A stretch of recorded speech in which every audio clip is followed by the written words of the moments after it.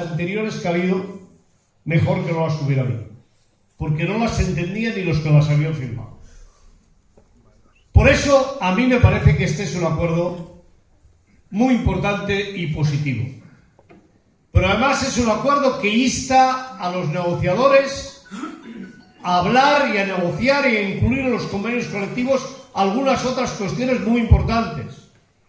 Tenemos que trasladar la ley del teletrabajo a los convenios colectivos, de tal manera que el teletrabajo se adapte a las necesidades de los sectores, a las posibilidades de teletrabajar de los sectores. Y que esté recogido un convenio que es lo que nos va a garantizar que no va a ser un capricho de las empresas decidir cómo y de qué manera se va a poder teletrabajar.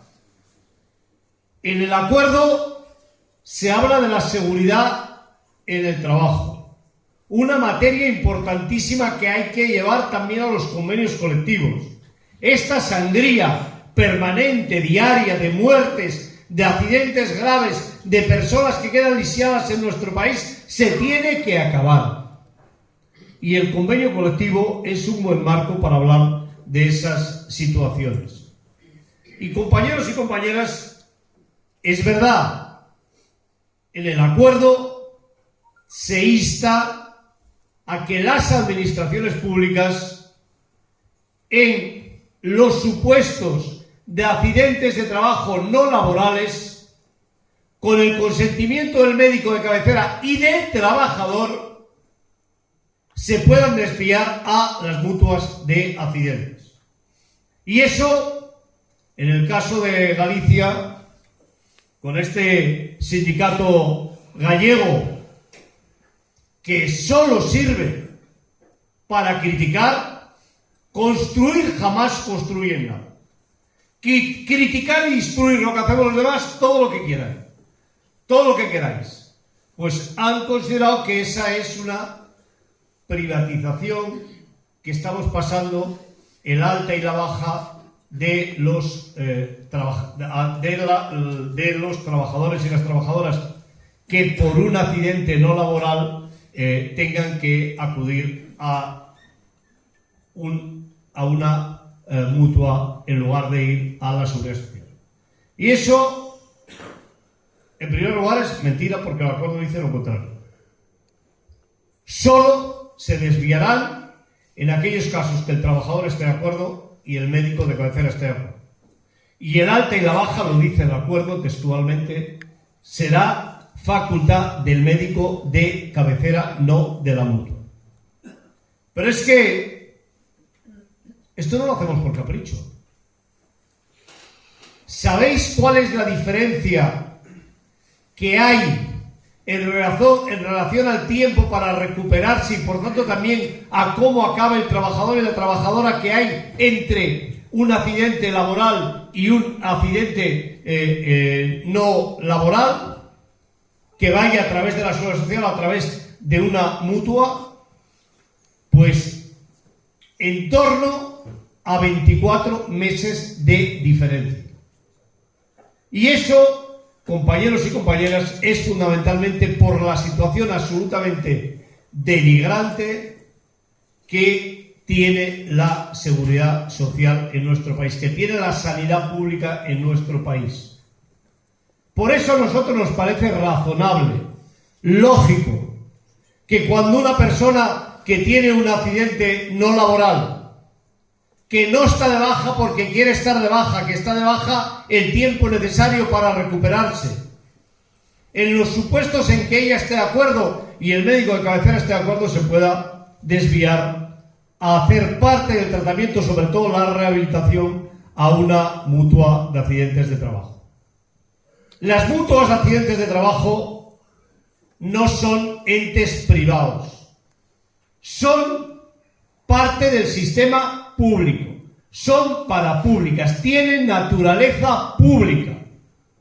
Y en estos momentos las mutuas tienen una infrautilización de sus instalaciones.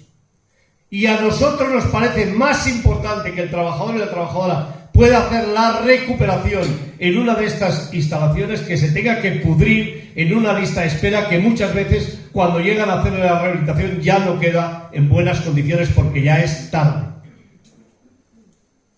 ¿Eso es un delito? ¿Eso es malo para los trabajadores y las trabajadoras? Lo que es malo para los trabajadores y las trabajadoras es que la sanidad pública esté desviando pacientes a la sanidad privada sin ninguna garantía de que van a ser mejor tratados que en la pública. Al contrario, muchas veces van a ser peor tratados. Por eso, compañeros y compañeras, esta es una cuestión que hemos planteado nosotros, que no nos ha impuesto nadie.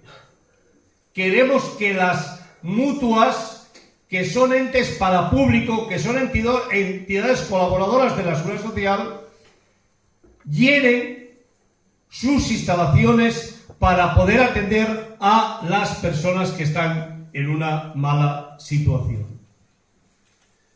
Este es un acuerdo muy positivo para los trabajadores y las trabajadoras en su conjunto. Y quiero desde aquí, desde Coruña, hoy, instar a la patronal del metal de Vigo para que cumpla el acuerdo. Imaginaros si es buen acuerdo. Que la patronal del metal de Vigo no lo quiere cumplir. Pero no es que no lo quiera cumplir por poco. Es que si no recuerdo mal lo que me dijo José Antonio, estaba en el 1% para el año 23, el 2% para el año 24 y no sé si el 2% para el 25. Imaginaros si tiene importancia para los trabajadores y las trabajadoras. Pero tiene que cumplirlo porque el que hayan cumplido con el convenio anterior en los años anteriores, haciendo la revalorización que tocaba porque estaba firmado en el convenio, no quiere decir que no tengan que cumplir este acuerdo. Este acuerdo es exclusivamente para los años 23, 24 y 25. Y de la misma manera que nosotros no vamos a poder recuperar convenios que había firmados que efectivamente no incluían cláusula de revisión salarial de los años anteriores, lo que no puede ser es que quieran cargar al nuevo convenio lo que tenían que pagar porque es lo que decía el convenio anterior. Por tanto, compañeros y compañeras, un acuerdo positivo que no limita la subida de salarios, porque si hay algún sector donde los salarios pueden subir más porque hay más beneficios empresariales, porque ha crecido la productividad, si hay empresas donde ha crecido la productividad y han crecido los beneficios, el acuerdo dice explícitamente que se puede y se debe superar el 4% de aumento que prevé el acuerdo. Yo lo que os quiero pedir es que en los convenios colectivos que hay abiertos, que todavía no se han cerrado, seamos exigentes y situemos que este acuerdo por lo menos sea el mínimo que esté incluido en todos los convenios colectivos de nuestro país. Solo si somos exigentes podremos iniciar este camino de recuperación de los salarios, que en parte también es un camino de recuperación de la economía en España.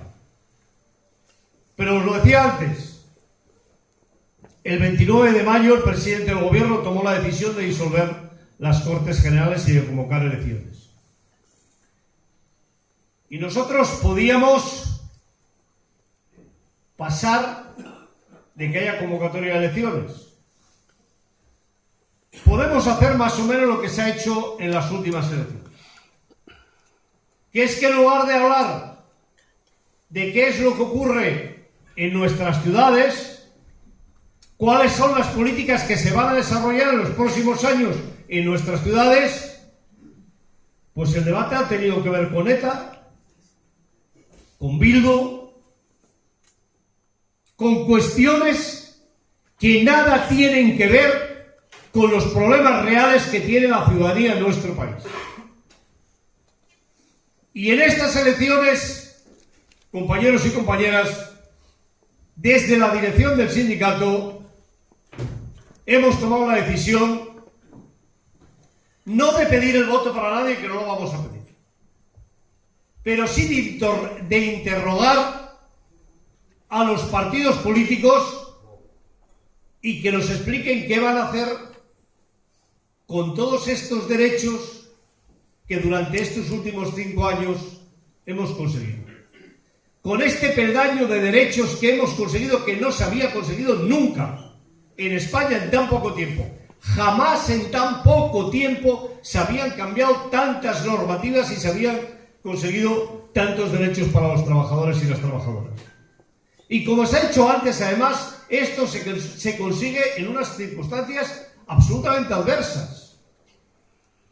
La crisis económica del 2008, que todavía no habíamos salido, la pandemia, la guerra de Ucrania, y en medio de esa situación conseguimos que el salario mínimo interprofesional, que estaba, si no recuerdo mal, en 635 euros en el año 16, hoy esté en 1080.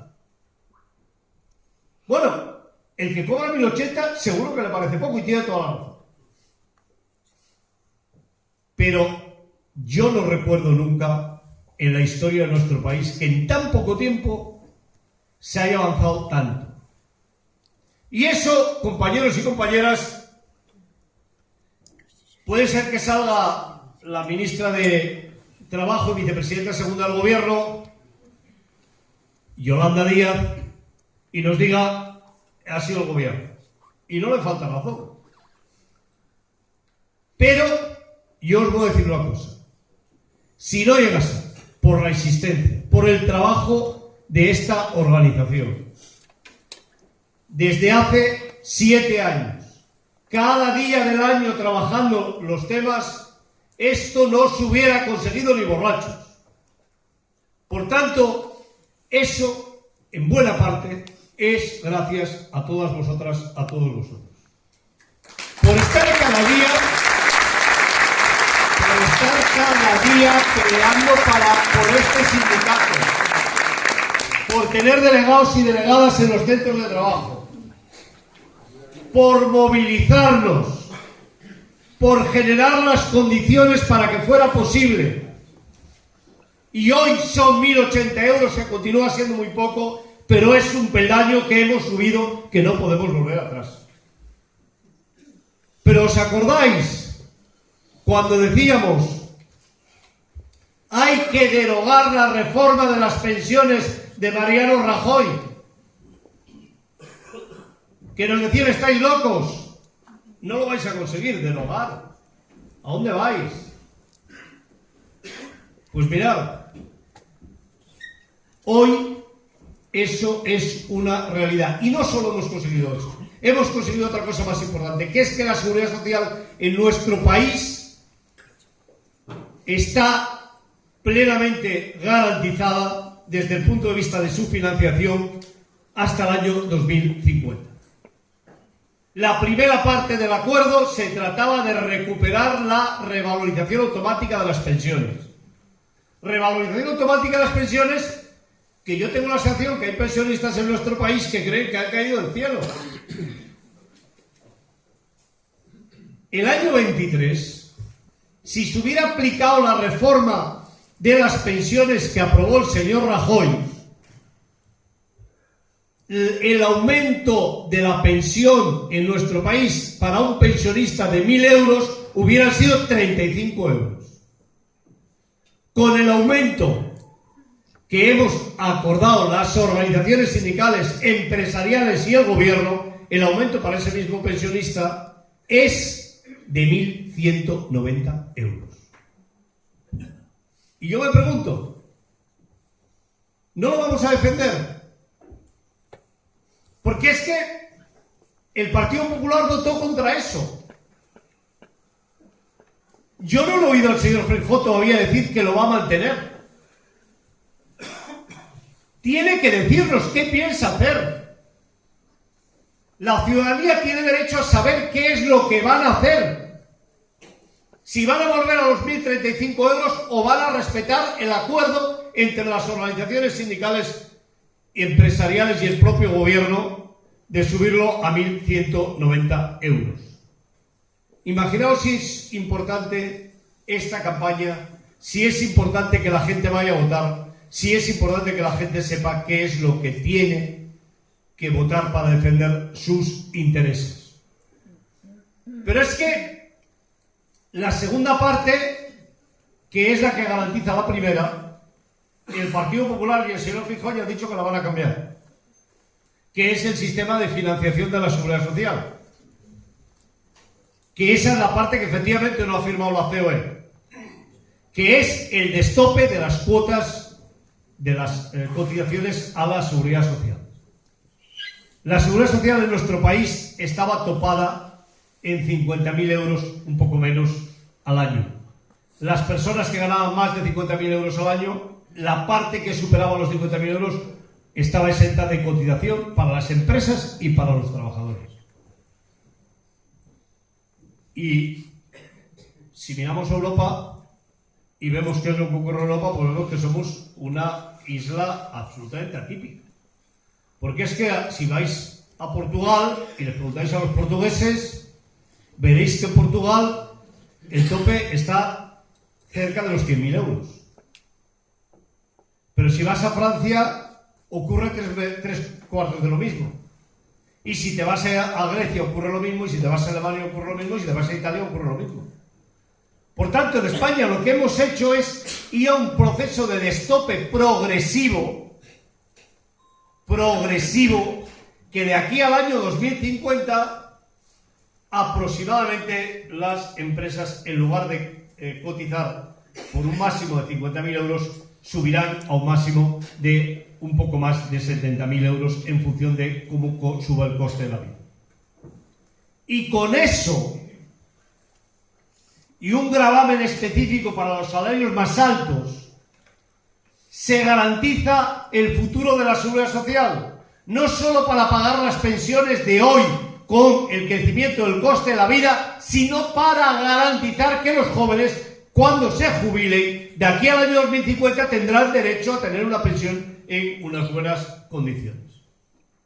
¿Eso lo va a mantener el gobierno del Partido Popular si va a ganar? ¿Y Vox? ¿O no lo van a mantener? Tienen que decírnoslo. Hay que obligarlos a que nos lo digan. De eso hay que hablar en los centros de trabajo. De eso hay que hablar en los bocadillos en las empresas. Lejos de las tertulias televisivas que nos abrasan un día sí y otro también. Estas son las cuestiones fundamentales que hay que discutir.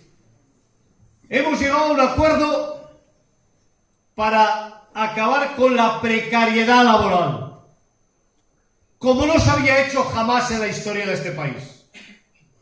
Ni nosotros nos creemos que sea posible que en un año hayamos reducido al 50% la temporalidad de nuestro país. 28% de las personas tenían un contrato temporal. Hoy, el 14%. Un año después. Y eso, compañeras y compañeros, les duele mucho a determinados sectores empresariales. Y se lo quieren cargar, porque la estabilidad laboral no solo genera para las personas poder establecer qué vida es la que van a llevar en los próximos años, con un poco de seguridad, sino que además les da derecho y libertad en las empresas para poder exigir. Hacerme caso, si consolidamos la estabilidad laboral, si consolidamos que las personas en las empresas tengan derechos, con toda seguridad, los convenios colectivos en los próximos años va a ser mucho más fácil negociarlos.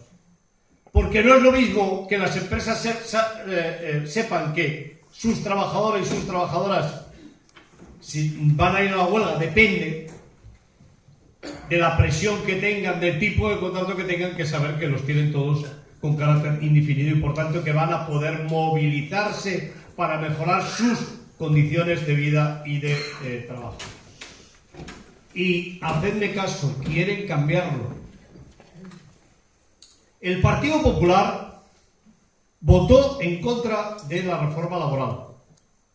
Su portavoz dijo que cuando llegara al gobierno la iban a derogar y restablecer la que había hasta entonces, que fue la última reforma de Mariano Rajoy. Hoy todavía nos han dicho lo contrario. Es más, se reafirman. Yo le pedí al señor Feijóo el día del Congreso del Partido Popular que hizo en Sevilla, que me invitaron al Congreso y estuve, y le pedí al señor Feijóo: dinos qué piensas hacer con la reforma laboral. Queremos saber. Si la vais a cambiar, pues decírselo a la gente. Que la gente vote con la seguridad de qué es lo que le va a pasar. Esos 3 millones de mujeres y de hombres que tienen contrato indefinido, que tenían contrato temporal, ¿qué piensan? ¿Que ha caído del cielo? ¿Que se va a mantener de cualquier manera? No. Y mirad, la votación para aprobar la reforma laboral, ¿os acordáis cuál fue, no? ¿Os acordáis que San Casero nos la salvó? Este diputado del Partido Popular, que dimitió hace poco y que el otro día le hacía una entrevista y dice: bueno, si mi voto ha servido para salvarla y hay gente que está mejor, hasta estoy contento y todo de haberme equivocado. Este señor es el que la salvó. Pero estos días que se habla tanto de que si Bildu no sé qué, que si Bildu no sé cuánto, que si coinciden los independentistas y no sé qué, yo os quiero decir que para mí hace mucho tiempo que lo tengo superado. Eso solo, o sea, discutir eso es lo mismo que condenarnos a España a tener siempre gobiernos de derechas.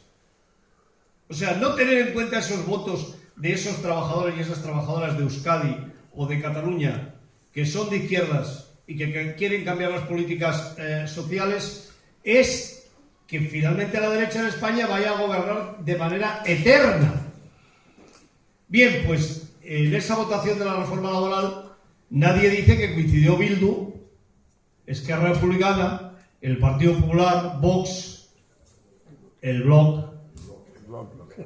Bloque, y no pasó nada. ¿Habéis visto al Partido Popular decir: no, mira, como que no quiero que mis votos se junten con los de Bildu, voy a votar a favor de la reforma laboral? No os equivocáis. Aquí el problema no es quién vota, el problema es qué se vota. El fondo del debate que hay en España es si se reparte la riqueza o no se reparte la riqueza. El fondo de lo que se debate en España es si los ricos van a pagar menos impuestos o van a pagar más impuestos. El fondo es si vamos a tener una sanidad pública que nos garantice nuestro derecho a la sanidad o no la vamos a tener. El fondo es si vamos a tener un sistema educativo que dé cobertura a las necesidades de nuestros hijos, de nuestros nietos. Y si vamos a tener una universidad pública a la que pueda asistir todo el mundo o no la vamos a tener. Ese es el fondo del debate que hay que tener en nuestro país. No si el Pedro Sánchez es un tío muy simpático o es un tío muy antipático. La cuestión es cómo ha gobernado. La cuestión es si hemos mejorado o no hemos mejorado durante estos años de gobierno. Por cierto, los peores años desde el punto de vista de las condiciones en las que se ha gobernado. Y yo, compañeros y compañeras, os quiero pedir que este tema forme parte del debate en los centros de trabajo. Porque el día 24 o el día 25 de julio, el día del patrón de Galicia, puede haber mucha gente que diga: ¿pero qué ha pasado?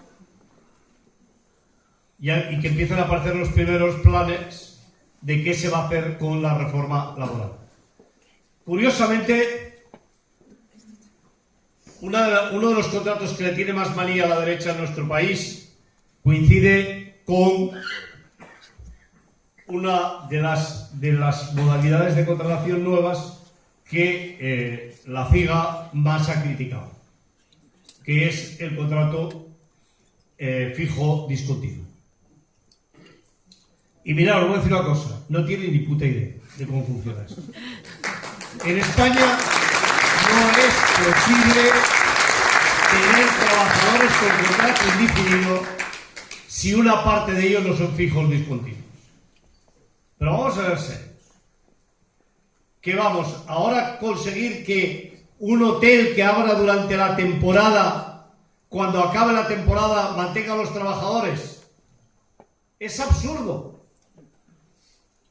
La alternativa al fijo discontinuo es el temporal. Que, por cierto, es una de las cosas que quieren las patronales, porque este fijo discontinuo yo ya sé que no les gusta.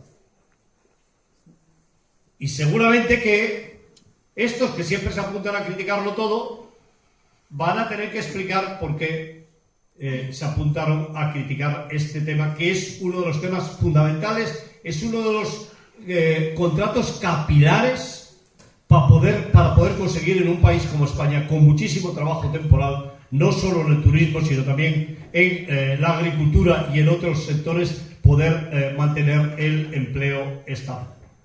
Pero, compañeros y compañeras, en esta legislatura se han aprobado muchas más leyes y reformas positivas con el voto contrario del Partido Popular. ¿Os acordáis cuando, si tenías más de 3 bajas por enfermedad, era motivo de despido? Se nos ha pasado, ¿verdad? Pues a la gente que no se le pase. Porque el Partido Popular fue quien lo implantó y el Partido Popular votó en contra de cambiar la ley en el Congreso de los Diputados. Y por tanto también eso está hoy en estas campañas de elecciones, tiene que ser hoy objeto de debate. ¿Lo van a volver a cambiar? ¿Nos van a volver a obligar a ir enfermos a trabajar porque si no la empresa tendrá motivos legales para poder despedirlos? Compañeros y compañeras, la ley del teletrabajo, la ley de los riders, también votaron en contra. ¿Qué piensan hacer? ¿Derogarla también? ¿Forma parte de las cuestiones que hay que derogar porque forman parte de lo que ellos denominan el sanchismo? Estas son cuestiones fundamentales para poder empezar la próxima legislatura sin un peldaño de derechos o consolidando un peldaño de derechos. Y a mí me parece que más allá de los simpáticos o antipáticos que nos caigan los que han formado la coalición de gobierno en nuestro país, tenemos que pensar en las políticas y las consecuencias que tiene para todos y todas nosotros y nosotras el cambio de esas condiciones. Claro, nosotros no somos ajenos a esos cambios. Los hemos estado trabajando todos los días del año. Hemos estado trabajando propuestas. Y ahora que hemos conseguido ese momento de derechos, compañeros y compañeras, no es posible que venga un vendaval y se lo lleve por delante. Por eso creo que el sindicato tiene que implicarse no en pedir el voto a nadie, sino en interrogar, en exigir que se respeten los acuerdos que hemos firmado las organizaciones sindicales, las organizaciones empresariales y el gobierno, porque eso nos va a permitir iniciar un nuevo proyecto a por más derechos. Porque es verdad que quedan muchas cosas por cambiar en nuestro país. Tenemos que conseguir una ley que nos permita participar en las empresas que hoy no tenemos. Somos el único país de Europa que no estamos ni en los consejos de administración, ni hay consejos de vigilancia, ni los trabajadores y las trabajadoras tenemos ningún derecho dentro de las empresas. Y eso tiene que ser una de las reivindicaciones, uno de los objetivos que nos planteemos las organizaciones sindicales en esta próxima legislatura. Desde los consejos de vigilancia que existen en Alemania, desde los consejos de vigilancia, que son los que determinan cuáles son las estrategias de las empresas y que nosotros participamos en algunos casos al 50% y en otros casos en un tercio, como ocurre por ejemplo en el grupo Volkswagen, donde tenemos un compañero de UGT, Matías Carrero, que nos representa en el Consejo de Vigilancia, hasta países como Holanda, donde los sindicatos, los comités de empresa, nombran a un representante en el Consejo de Administración de la empresa. Yo les decía a los de Ferrovial, cuando decidieron irse de España, que si tenían previsto que cuando lleguen a Holanda van a tener que tener un representante de los trabajadores en el Consejo de Administración de la empresa, porque la ley holandesa les obliga a tener un representante de los trabajadores en la ley holandesa. Ese tiene que ser un objetivo que nos planteemos. Pero compañeros y compañeras, la reducción de la jornada de trabajo, del tiempo de trabajo, vía legislativa, en España no se hace desde el año 84. Fue el ministro Almunia quien decretó la jornada de 40 horas semanales en nuestro país. Después del año 84, ya es hora que toquemos la jornada legal. Ya toca tocar la jornada legal. Nosotros estamos empeñados en llegar a la jornada de 32 horas semanales. Pero nos parece razonable que en la próxima legislatura, por ley, se rebaje la jornada de trabajo a 35 horas semanales. Y eso se puede conseguir. Como se consiguió el salario mínimo interprofesional en los 1.081 euros, como que se consiguió que en estos momentos la contratación temporal sea la excepción en nuestro país, como se consiguió la ley del trabajo, la jornada de 35 horas, se puede conseguir y tenemos que trabajar para conseguirlo. Compañeros y compañeras, España tiene que hacer una ley de transparencia de los beneficios. Tenemos que saber dónde van a parar los beneficios de las empresas. Hoy en día hay muchos autónomos y muchos pequeños empresarios que se quejan cuando sube el salario mínimo interprofesional. Y yo siempre les digo, no miréis a vuestros trabajadores. Mirad a los que os contratan el trabajo. Mirad a las cadenas de subcontratación de los trabajos. Porque es verdad que hay muchas veces que cuando llega la pequeña empresa, cuando llega el autónomo, el trabajo está tan esquilmado por arriba que ya a veces no tienen ni dinero para poder hacer el trabajo en unas buenas condiciones. Por eso hace falta una ley de transparencia de los beneficios. No puede ser que los autónomos, los pequeños empresarios, crean que ellos van a negociar los trabajos con las grandes empresas y que luego los que vamos a pagar el diferencial entre lo que gana la gran empresa y lo que ellos no ganan, que lo vamos a pagar los trabajadores a cuenta de nuestros salarios o nuestras condiciones de trabajo, porque eso no va a poder ser así. Compañeros y compañeras, hay un largo camino para poder conseguir más y mejores condiciones para los trabajadores y las trabajadoras. Depende de nosotros, de que consolidemos este peldaño y estemos dispuestos a hacer otro, con nuevos derechos. Y eso creo que es muy importante que se hable en los centros de trabajo. No con ánimo de pedir el voto para nadie, pero sí con ánimo de que todos seamos conscientes de qué y de qué manera decidimos a la hora de ir a votar. Si somos capaces de que eso se entre en los centros de trabajo, de que se discuta sobre esas cuestiones, yo creo, sinceramente, que el Partido Popular irá viendo qué es lo que ocurre en las encuestas y os aseguro que antes de que llegue el día 23 van a, con toda seguridad, aparecer y explicarnos que van a respetar los acuerdos a los que se ha llegado con las organizaciones sindicales y empresariales. Pero si no lo ven, Si no les llega, va a ser difícil que lo hagan. Y sería una lástima que después de este esfuerzo que hemos hecho, compañeros y compañeras, finalmente en un día, en unas horas, todo se fuera por la ventana sin tener en cuenta cuáles son las necesidades de los trabajadores y de las trabajadoras de nuestro país. Hemos hecho, como os decía al principio, más de lo que se había hecho nunca en nuestro país. Nunca en tan poco tiempo se habían llegado a tantos acuerdos y tan importantes. Nunca se habían transformado tanto las relaciones laborales como las hemos transformado en los últimos años. Hemos conseguido incluso que la patronal finalmente se avenga a acordar un acuerdo para la negociación colectiva.